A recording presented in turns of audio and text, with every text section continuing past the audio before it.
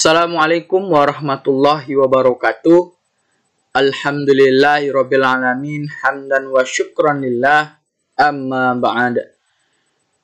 Puji syukur kehadirat Allah Subhanahu wa taala yang mana telah memberikan kita kenikmatan kesehatan di tengah pandemi saat ini. Yang saya hormati Ibu Raja Widianovi SIKOM MSOC SC selaku dosen pengampu mata kuliah Psikologi Umum. Izinkan saya memperkenalkan diri. Perkenalkan, nama saya Kurnia Sandi. Saya mahasiswa semester 1 Fakultas Dakwah dan Komunikasi UIN Suska, Prodi Ilmu Komunikasi, kelas 1P. Di sini saya akan menjelaskan video tentang PowerPoint tugas saya yang berjudul tentang teori-teori sifat psikologi. Ya, kita masuk pada pengertian teori sifat. Teori sifat atau yang dikenal dengan nama trait theory. Individu yang memiliki sifat tertentu yang bisa menjadi pemimpin. Menurut teori ini bahwa beberapa individu dilahirkan dengan sifat tertentu yang secara alami menjadikan mereka seorang pemimpin. Dalam psikolog, teori sifat juga disebut dengan istilah teori disposisional, yaitu pendekatan yang mempelajari kepribadian manusia. Ahli teori sifat terutama tertarik pada pengukuran sifat yang dapat didefinisikan sebagai pola kebiasaan perilaku, pikiran, dan emosi. Menurut perspektif ini, ciri adalah aspek kepribadian yang relatif stabil dari waktu ke waktu. Berbeda antar individu, misalnya beberapa orang ramah, sedangkan yang lainnya tidak. Relatif konsisten terhadap situasi dan mempengaruhi perilaku. Memiliki sifat berbeda dengan keadaan yang merupakan istilahnya disposisi yang lebih sementara. Kita masuk dalam sejarah teori sifat psikologi. Menurut pakar ahli, Gordon L. Ford adalah pionir awal dalam studi sifat. Karya awal ini dipandang sebagai awal dari studi psikologis modern tentang kepribadian. Dia juga menyebut ciri-ciri dalam karyanya sebagai disposisi. Dalam pendekatannya, sifat memiliki sifat kardinal, yang artinya adalah yang mendominasi dan membentuk perilaku seseorang, yaitu gairah atau obsesi mereka yang berkuasa, seperti kebutuhan akan uang, ketenaran, dan lain-lain. Sudah masuk dalam berbagai macam teori dan skala alternatif kemudian dikembangkan, termasuk pada saat ini dua pendekatan umum yang paling populer, yaitu istilahnya ada namanya APQ, yaitu model 3 faktor atau Eysenck Personality Questionnaire.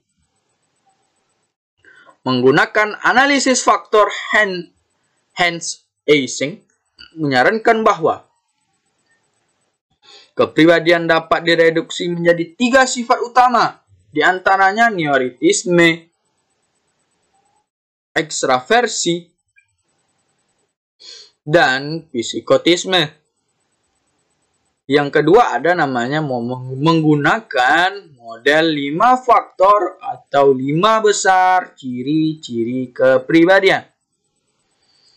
Banyak psikolog saat ini percaya bahwa 5 faktor sudah cukup, seperti faktor neurotisme, ekstraversi, keterbukaan terhadap pengalaman, keramahan, dan kesadaran. Kita masuk dalam teori-teori sifat psikologi. Teori sifat ini dikenal sebagai teori tipe atau tipe teori, yang menekankan aspek kepribadian yang bersifat relatif stabil atau menetap. Tepatnya, teori ini menyatakan bahwa manusia memiliki sifat atau sifat-sifat tertentu, yakni pola kecenderungan untuk bertingkah laku dengan cara tertentu. Sifat-sifat yang stabil ini menyebabkan manusia bertingkah laku relatif tetap dari situasi ke situasi.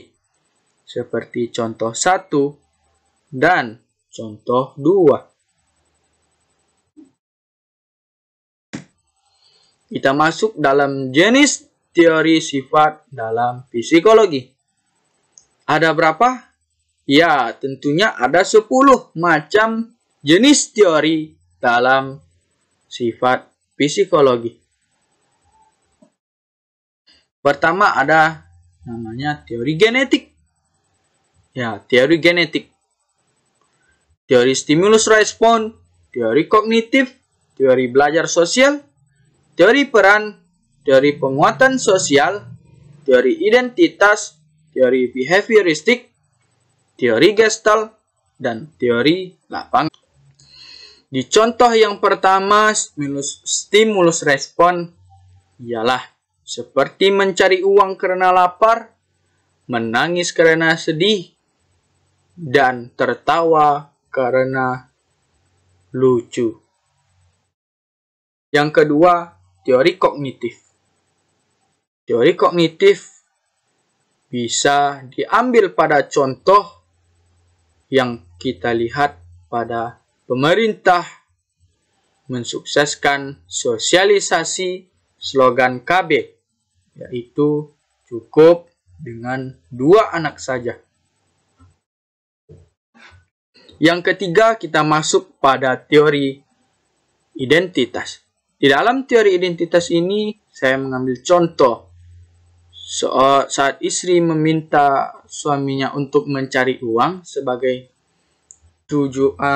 tanggung jawab hidup dan kebutuhan akan keluarga, dan istri meminta pada suaminya ini bertanggung jawab, dan contoh antara lainnya yaitu anak yang berlaku rajin dan patuh taat pada orang tuanya. Yang keempat, kita masuk pada teori behavioristik. Contohnya seperti kecemburuan cinta dan agresi, simpati, altruisme, atau dengan istilah contohnya human nature. Yang kelima, itu ada namanya teori lapangan. Di dalam teori lapangan ini dapat kita ambil contoh di dalam kehidupan kita sehari-hari. Di antaranya, seorang yang bermimpi pada saat kuliah ingin menjadi sarjana cum laude dengan cara giat belajar. Teori lapangan ini memiliki contoh atau impian. Baik, saya mengambil kesimpulan bahwa teori-teori sifat ini memiliki banyak problematika sosial, atau dengan mempelajari berbagai teori psikologi sosial secara umum dan menurut para ahli psikologi Indonesia dan dunia. Teori-teori ini menyatakan bahwa manusia memiliki sifat atau sifat-sifat tertentu, yaitu memiliki pola kecenderungan untuk bertingkah laku dengan cara tertentu. Sifat-sifat yang stabil menyebabkan manusia bertingkah laku relatif, tetapi tetap daripada situasi ke situasi. Baik, terima kasih Ibu. Cukup sekian yang dapat saya sampaikan. Jadilah pemimpin terbaik untuk diri Anda sendiri dan orang lain. Wabillahi taufiq wal hidayah. Wassalamualaikum warahmatullahi wabarakatuh.